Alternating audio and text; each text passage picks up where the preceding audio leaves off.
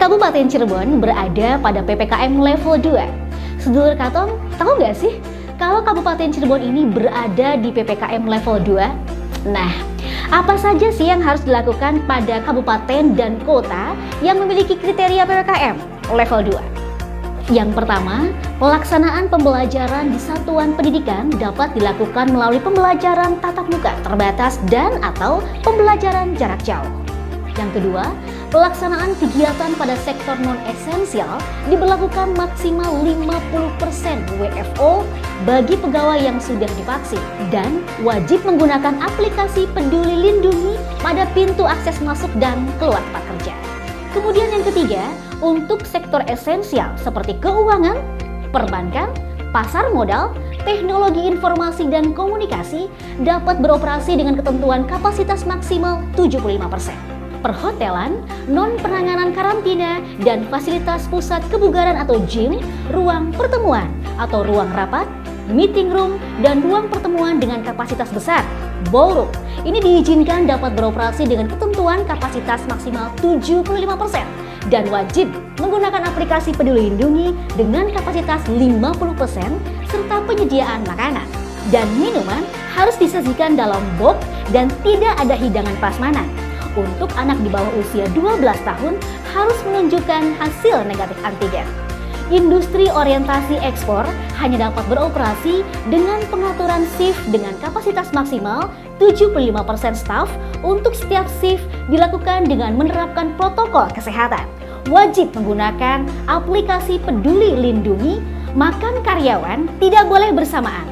Esensial pada sektor pemerintahan kritikal, kesehatan, keamanan dan ketertiban, penanganan bencana, energi, logistik, pos, transportasi dan distribusi, terutama untuk kebutuhan pokok masyarakat, proyek strategis, nasional, konstruksi atau infrastruktur publik, termasuk infrastruktur telekomunikasi penyiaran, dan utilitas dasar seperti listrik, air, dan pengolahan sampah.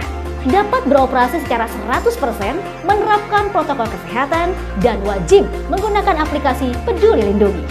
Untuk pusat perbelanjaan dapat beroperasi sampai dengan jam 9 malam waktu setempat dengan kapasitas pengunjung 75%. Untuk apotik atau toko obat-obatan dapat buka selama 24 jam. Pasar rakyat yang menjual non-kebutuhan sehari-hari dapat beroperasi sampai jam 8 malam waktu setempat dengan kapasitas pengunjung 75%. Pedagang kaki lima, toko kelontong, agen atau outlet voucher, barbershop atau pangkas rambut, laundry, pedagang asongan, bengkel kecil, cucian kendaraan, dan lain-lain yang sejenis diizinkan buka dengan protokol kesehatan ketat sampai dengan pukul 21 waktu setempat. Pelaksanaan makan dan minum di warteg, pedagang kaki lima, restoran, rumah makan, kafe dengan lokasi yang berada dalam gedung atau toko atau area terbuka, baik yang berada pada lokasi tersendiri maupun yang berlokasi pada pusat perbelanjaan atau mall, diizinkan buka dengan protokol kesehatan yang ketat sampai dengan jam 9 malam waktu setempat dengan kapasitas maksimal 75%. Dengan waktu makan maksimal 60 menit dan wajib menggunakan aplikasi Peduli Lindungi. Untuk tempat bermain anak, tempat hiburan diizinkan buka dengan syarat harus sudah divaksin.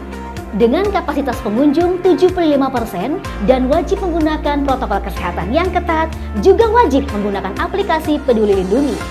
Restoran atau rumah makan, kafe yang beroperasi di malam hari dapat beroperasi dengan menerapkan protokol kesehatan yang ketat dan jam operasional dari jam 6 sampai dengan jam 12 malam waktu setempat. Kapasitas pengunjung 75%, waktu makan di tempat maksimal 60 menit dan wajib menggunakan aplikasi Peduli Lindungi. Bioskop dapat beroperasi dengan kapasitas 70%, wajib menggunakan aplikasi Peduli Lindungi.